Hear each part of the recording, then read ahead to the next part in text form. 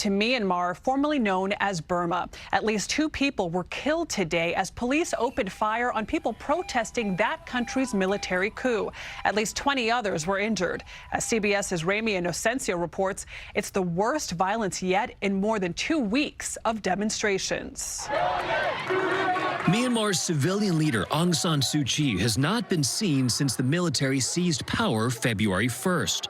But her image is everywhere, with adoring and angry protesters. In the capital, Naypyidaw, with engineers on motorbikes. In Yangon, the most populous city, with marching railway workers. And in the ancient city of Bagan, past 1,000-year-old temples. This protester is stoking the outrage. 20-year-old Mia Twetwetkin was shot by police February 9th. She died Friday, the movement's first known fatality.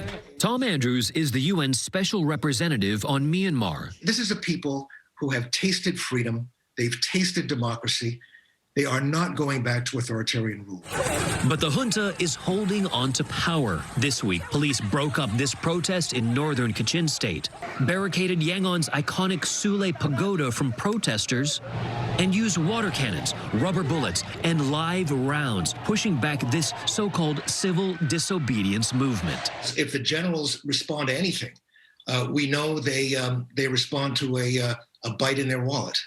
Those generals are vowing to hold free and fair elections and are now targeted by U.S., British, and Canadian sanctions, supporting people fighting for a return to democracy.